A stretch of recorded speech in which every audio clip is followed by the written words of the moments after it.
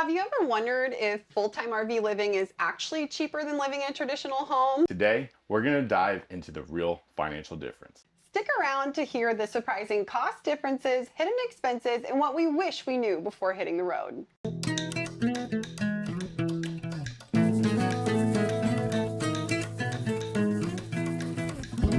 We've been wanting to make this video for a while now because the us that hadn't started RVing really wanted to know how much it costs. Yeah, so we really had to dive in and break down the cost that it was going to be before in our traditional home to what it's going to cost us to live in an RV full time. We knew our expenses for our traditional home, and honestly, we knew we were spending too much for a life that was honestly very chaotic and unfulfilling. I had a work from home job and you were a teacher, and it was very chaotic.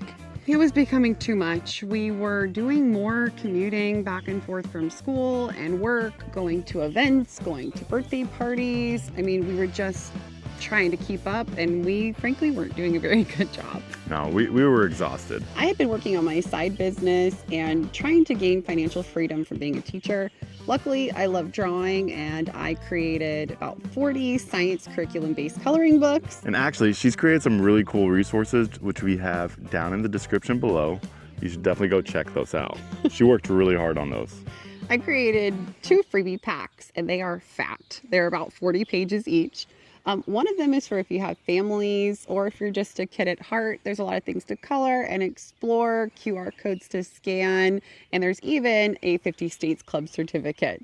For the second one, if you are starting RV life or if you're already in the thick of it, there's lots of checklists and all kinds of cool resources. So make sure you check it out. They are free. So after a year of living in the RV, we decided to put this video together to share the differences between when we lived in our traditional home and now. We're covering major categories like truck, mortgage or lack thereof, maintenance, and other very important topics. We're going to start off with a big one. Our mortgage was a whopping $3,200 a month, and that included property tax, school tax, mud, and insurance.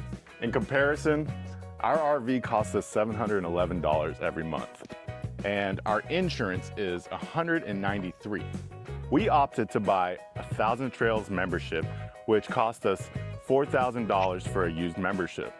If we own an RV for 2 years, that works out to about $300 a month. Hey, let's talk utilities. Our water, gas, and trash is about $100 a month, where our electric bill was about $150 a month.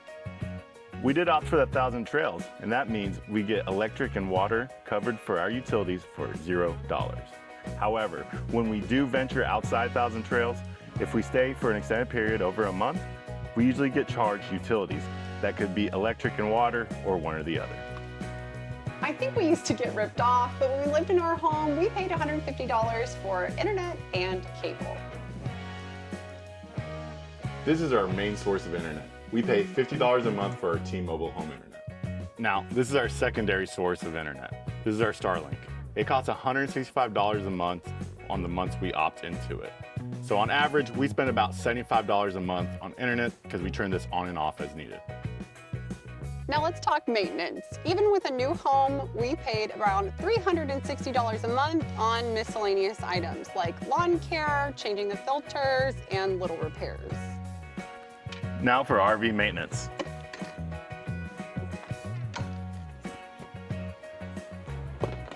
Luckily, we don't have lawn care, with all the other maintenance items totaling about $100 a month. We've always only been a one-vehicle family. We used to pay $730 a month for our vehicle and $150 in insurance, with oil changes, tires, and brakes averaging out to $85 a month.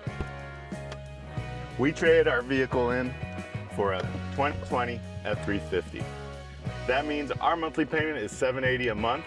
We pay $300 for insurance and approximately $125 a month for maintenance. When we had our gas vehicle, we spent $150 a month on it. Now that we got our diesel beast over here, we're spending $400 a month on just fuel and approximately another $25 a month on death. When we used to live in a home, we spent about $700 on entertainment, which included having friends over, going to movies and arcades. And we also spent over $730 a month on eating out alone. Now that we live in an RV, we spend about $600 on exploring. And we spend $90 on eating out. Before RVing, we spent $1,900 on childcare and after-school programs. We also spent about $300 on jiu-jitsu and swimming. Now we spend $0 on childcare and $20 a month on education. We spend $250 every month on storage. We also spend $25 a month on mail forwarding services. Wow, that brought us to a grand total of being in a residential home to $8,705 a month, whereas RV life was $4,035 a month. Wow, that is wild. I did not expect that we were gonna save half. Me too. I was actually kind of afraid to tally up the expenses. I was worried that after a year, it wasn't actually going to be cheaper for us. I feel like in our traditional life, we were kind of trying to keep up with all of our obligations. And now we live more freely and for half the price. Some unspoken savings, however, were pretty surprising to moving RV life.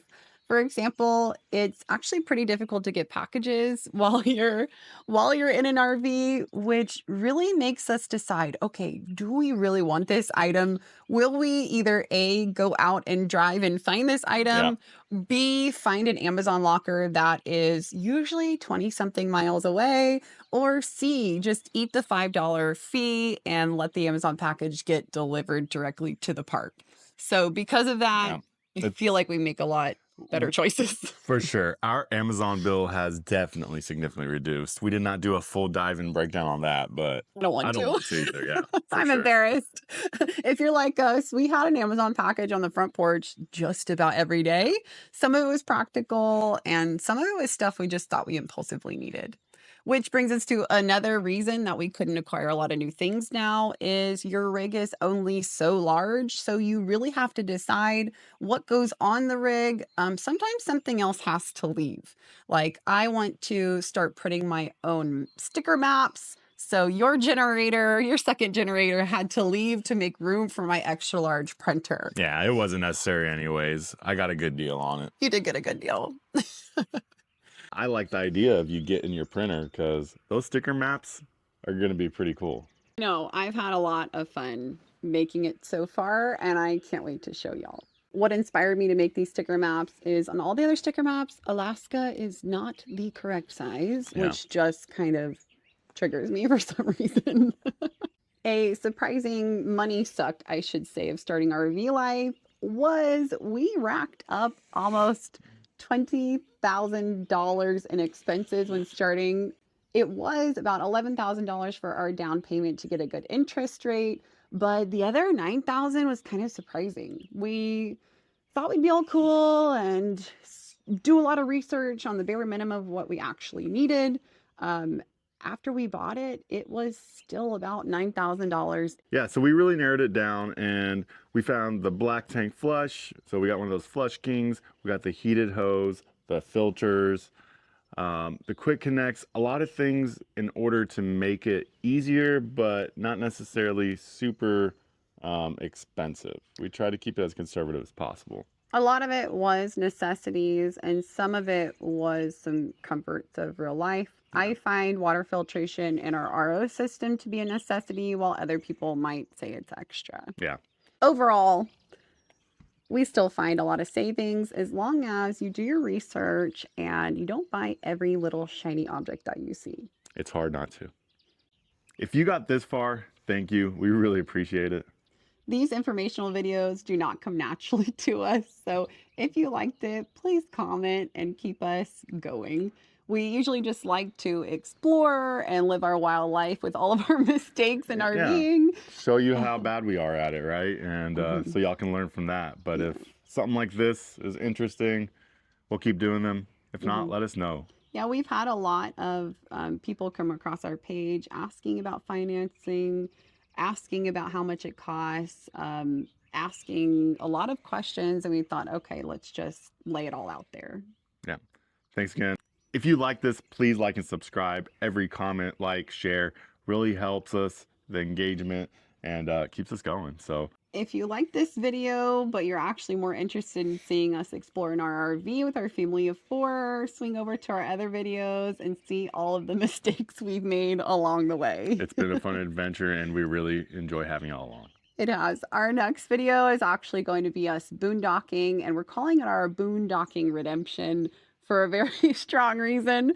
Our original boondocking video did not go so well, so we're trying it again, so please check that out.